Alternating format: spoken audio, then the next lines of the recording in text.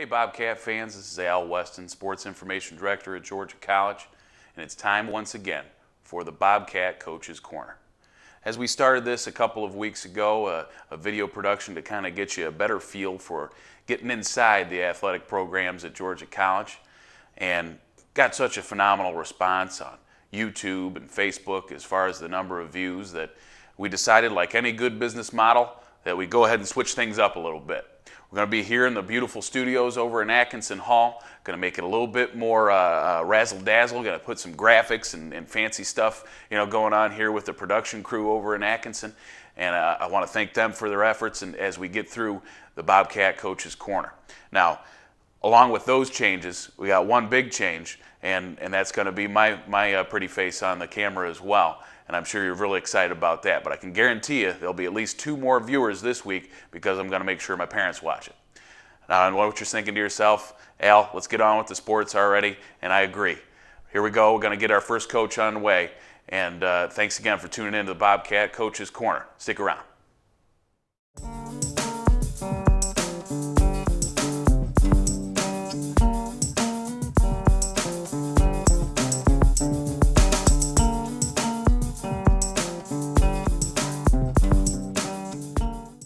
All right, we're for the Bobcat Coach's Corner with head coach Joe Samprone of the cross-country programs. Joe, thanks again for sticking with us here and giving us a little bit of insight on the program. We appreciate it. My pleasure. Okay, well, you had a great week. Looking back to the Mercer Run Fit Invitational, you had a couple of new faces that were able to run for you the first time, particularly on the men's side, your leader there. Look back at that meet and tell me how you thought the guys and gals did. Well, we had a great meet, as you mentioned. The men finished second. I think there were 13 men's teams, and the women finished third out of about 12 women's teams. The men's team was very encouraging because, as you mentioned, Tyler Maddox ran his first race for us. He was doing some military duty the week before, so he couldn't run, but last week he ran, and he came in as our #1 runner. And what was very encouraging about the men's team, #1 through #5 was only 16 seconds spread. And you saw one Georgia College Bobcat coming, and you saw the whole team. They were right there. I think we were probably only about 25, 30 seconds through about #8. So the men's team is really deep and really running well. And as you mentioned, in our top 5 this week, as opposed to the previous week, Tyler Maddox came in the top 5, and Rob Manning came in the top 5. And they bumped a couple of guys that were in the top 5 the week before out. So we've got probably 8 deep on, maybe 9 deep on the men's team. The women's team was very boring. The same 5 women finished in the same order in Macon as they finished in Milledgeville. Our challenge this year, especially on the women's team doesn't seem to be as deep. There's a bigger gap, as I said, 16 seconds between #1 Tyler and #5 Rob Manning on the men's side. On the women's side, it was about a 40-second gap between Danny Destich, and Danny ran a great race again. She was our winner here, and she was our winner there. As I say, all 5 on the women's side stayed the same, but there's about a 40-second gap. But then it dropped off. Our 6th runner was probably another 40 seconds behind our 5th runner. And in cross country, for those of you that follow cross country, you can't do it all with 5 people, because you have to count 5, and on any given week, someone's going to have a bad day, someone's going to get hurt, sure. Someone's not going to feel well, so you really need that 6th or 7th. So that's what we're working on. That's the challenge on the women's side. They ran very well, but it's a very precarious situation when you've got 5 and you don't have 6 or 7 or 8 deep. Sure. Well, you kind of touched on them a little bit, but you've got new players, new runners, making impact on both sides for you. You got Tyler Maddox as your top guy for that meet, at least out there in Mercer. And then on the women's side, you have a pair of freshmen that are finishing in your top 5 as well. Yep. How are these guys adjusting to running at a collegiate level? The transition was easy for them. On the women's side, it's always a little bit easier because on the women's side, they run 5K in high school and they run the same 5K in college until we get to our conference meet and our regional meet, which become a 6K. But Andrea Burns and Allison Loans are #4 and #5 in both races. On the women's side, both of them ran very good races here in Milledgeville on a very hilly, on a very hot afternoon. They ran a great race in Macon on a faster course, and it was a little cooler in the morning. They've had no trouble making the transition. On the men's side, Philip Lasky is a freshman, and so is Zach Robinson. And Zach and Philip are running extremely well. Tucker Forbes is in that pile too. I mean, when I say you came in 8th on our team, you were only a few seconds behind who came in first. I mean, so they were all really close. But the guys have a harder adjustment to make because they're going from 5K in high school to 8K in college.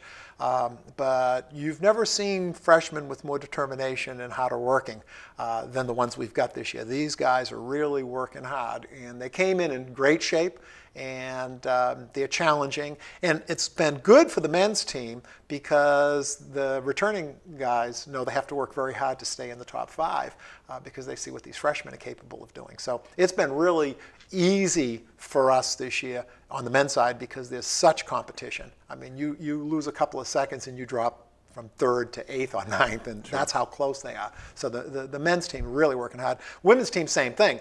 It's just we're early in the season, and like I say, we have to develop a tighter fit from 1 to 5, and we also have to have a closer gap between 1 and, say, 7, because at conference and regional we're allowed to run 7.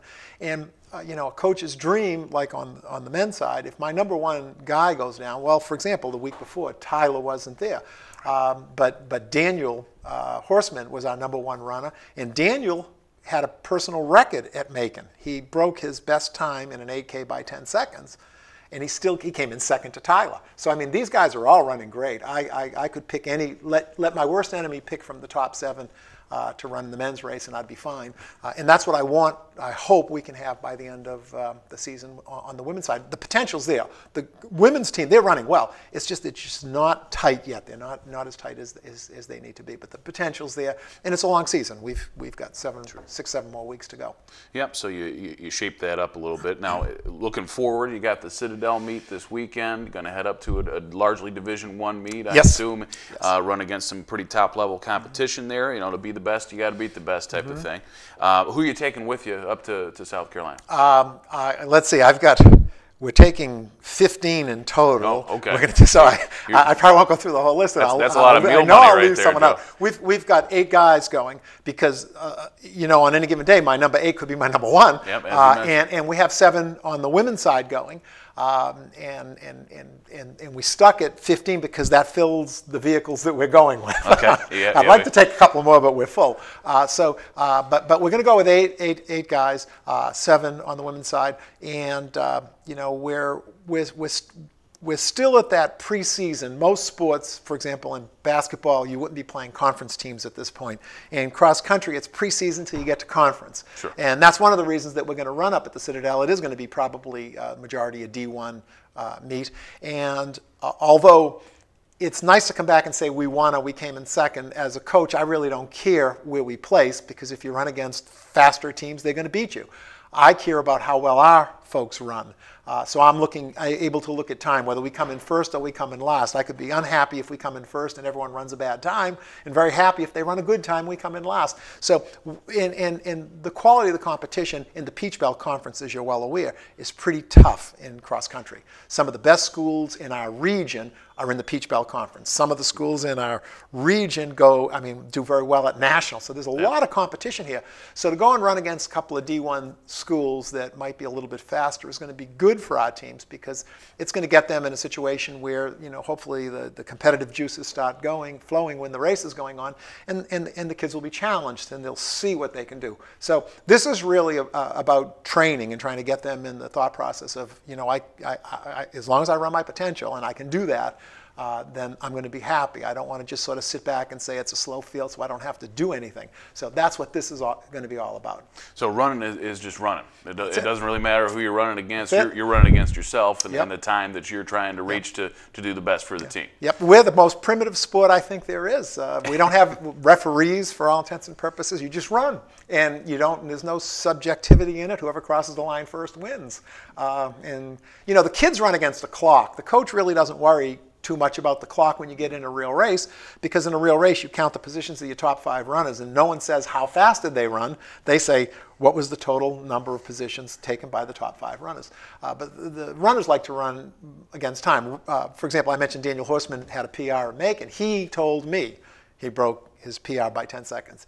I don't care. I looked at our guys and said they ran a great race. I mean, they came in second, but they ran a great race. They ran nice and close together, and everyone ran to their potential.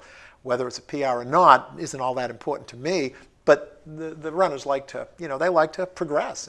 And what I'll say about both the men's and the women's team, and I may have mentioned this last week, we have in our top maybe 8 or 9 on the men's side, we've only got 1 senior. In our top 7 on the women's side, we only have 1 senior. So I'm excited about next year already because all these guys are coming back. We're going to have a real wonderful team next year if everyone stays healthy. And we're hoping they stay healthy through this season, but I'm actually looking toward next year because they're all coming back.